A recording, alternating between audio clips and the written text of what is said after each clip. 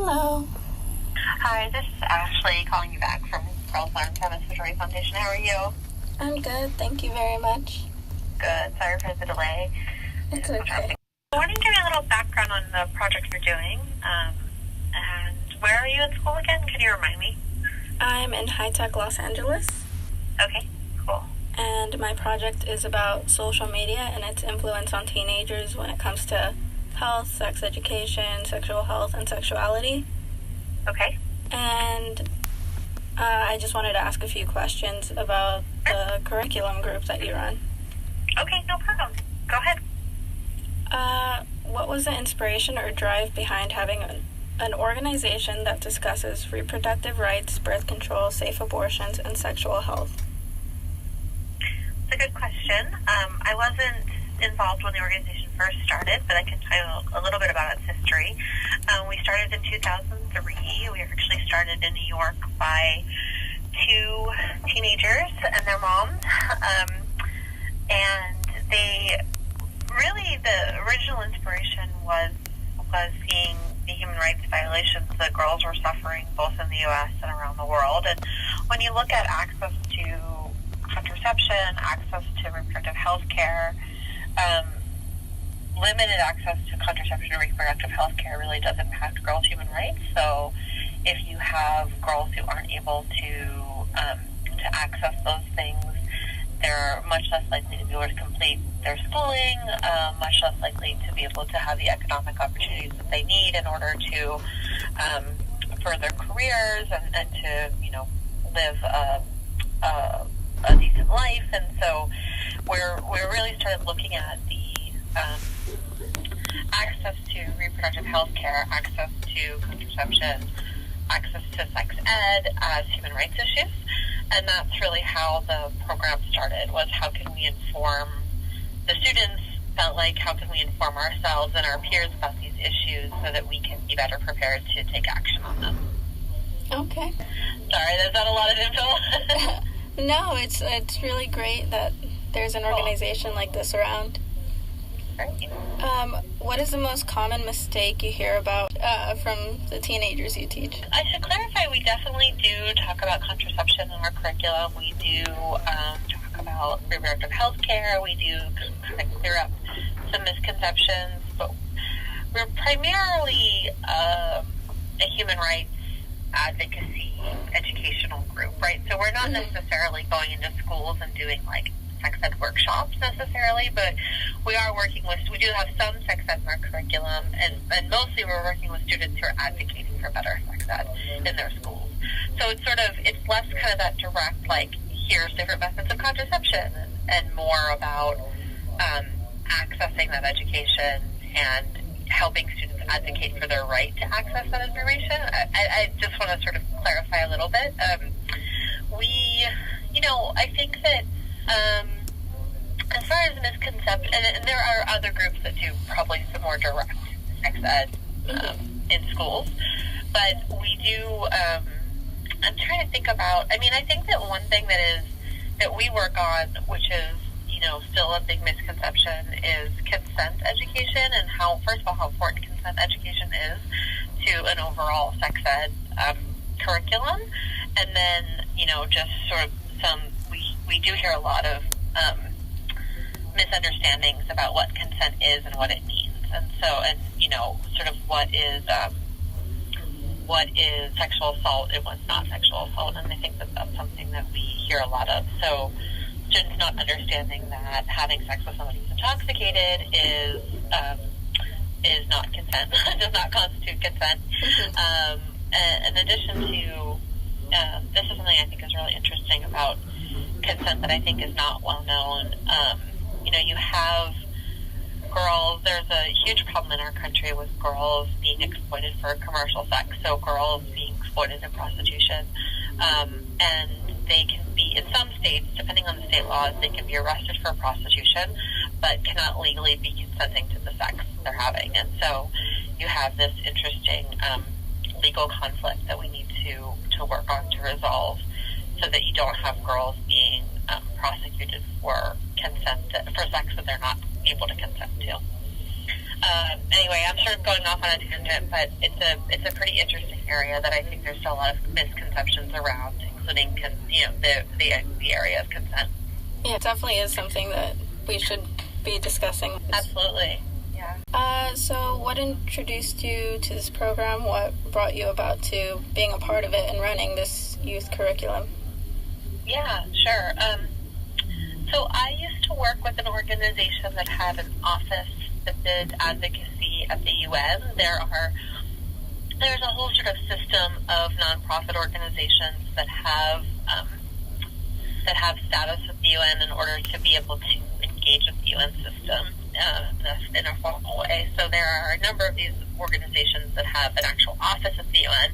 The ones that are a little bit bigger than us have an actual office at the UN, and they'll engage in advocacy work in that office. So I used to work with a different organization that worked on environmental rights, human rights, and the rights of women and girls at the UN. And I got involved with a coalition group called the Working Group on Girls, which is a group of nonprofits that are working on girls' issues at the UN. And when we say girls' issues, they certainly overlap with women's issues, but they're not necessarily the same thing. So two big examples of girls' issues would be education, primary, secondary education, because those are girls by definition.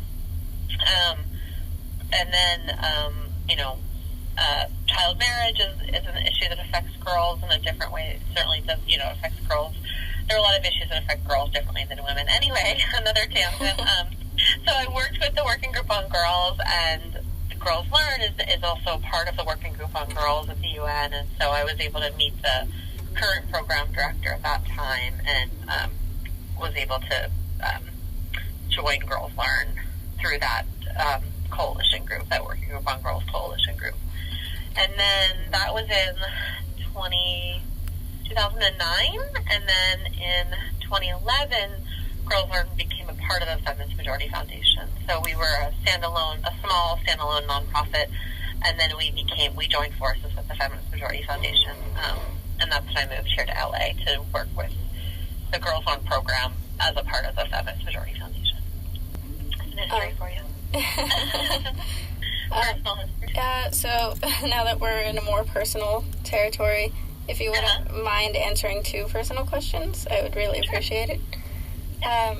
So where were you first educated on sexual health, and who provided the information? Well, such an interesting question. I love it. My mom was really good. Unlike, I know a lot of parents sort of struggle with this. My mom gave me this book that's like kind of this sort of old school book, but progressive on, it's called Our Bodies, Ourselves. It's just like, I think it was like first published in the 70s or something, and she gave it to me when I was really young. It was almost too much information, but I'd rather have it that way than the other way, right, where you know information.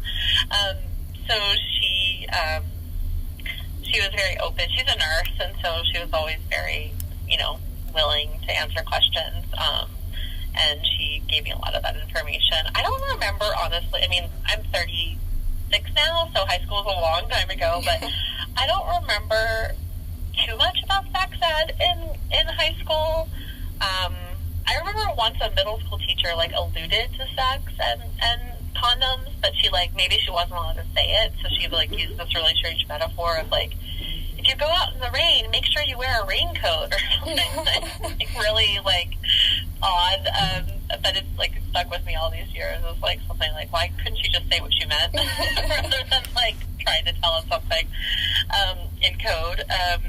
But anyway, so I definitely, my mom was definitely a source of information, and I remember my sister had a lot of trouble with her period, and so we went to get her birth control or help with her period when she was a teenager at Planned Parenthood, and because my mom's health insurance, my mom worked for a Catholic hospital, and the hospital wouldn't cover, the company didn't cover birth control.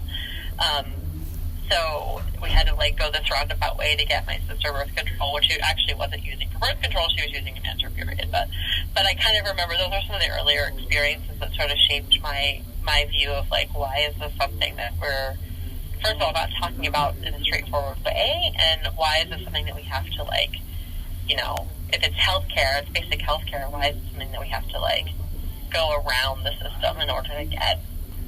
Anyway, those are kind of some of the earlier experiences that come to mind for me.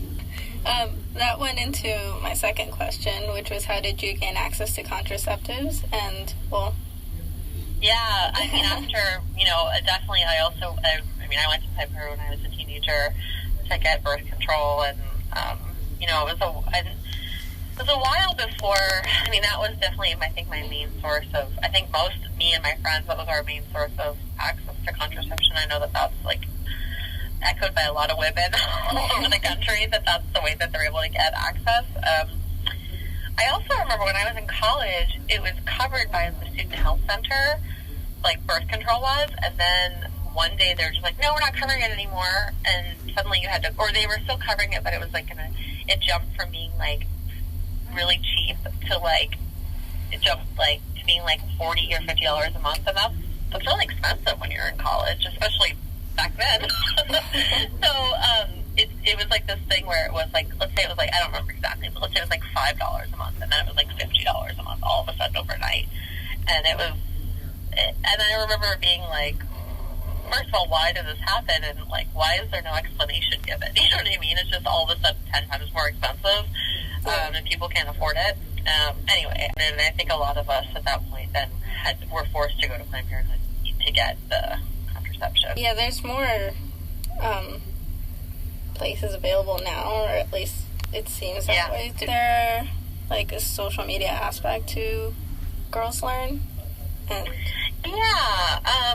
we definitely, because we work with students, we're sort of,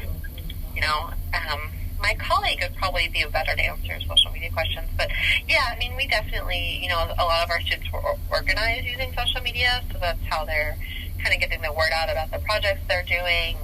That's how they're organizing their members, like reminding them of meetings and events, and et cetera. We use all the major ones, and for different purposes, obviously.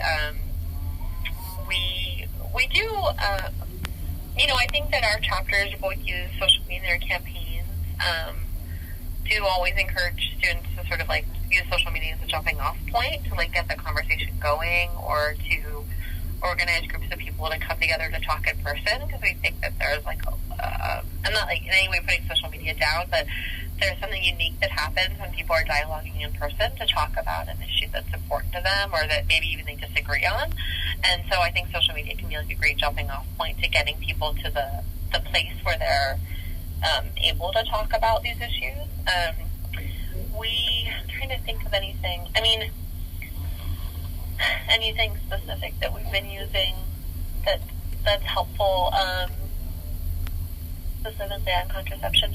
There's this group that you should look at. They're called Amaze, and they have a website that's amaze.org. And I don't know exactly about their social media presence, but I'm sure that they have one, and they're definitely using, their website is their kind of number one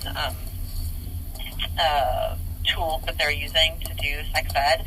What's interesting to me about them is that they work on sex ed, that they target they do all these videos, these like kind of animated videos, and they target all of them to middle school students. I think it's like 10 to 14, which is interesting because I think that's such an underserved population when you're talking about sex ed, especially like sex ed online. Like, where can middle school students go to safely learn about sex ed that's like targeted for their age group? I don't know of anywhere else, where that's like available. Yeah, that's really cool. So if you look at if you just go to, I think it's just amaze.org, you can find their website, and I think it's definitely fulfilling a unique kind of like need. I know Advocates for Youth does a lot on sex ed for high school students as well, which is really cool that they work on that. Okay, well, thank you so much. Those were all the questions I had, and they were really useful and really informative. No problem. Yeah. No problem. Feel free to email if you think of anything else, or give us a call back. Okay. Happy to talk anytime. Thank you so much. Have a great day. All right. You too. Take care. Bye-bye. Bye-bye.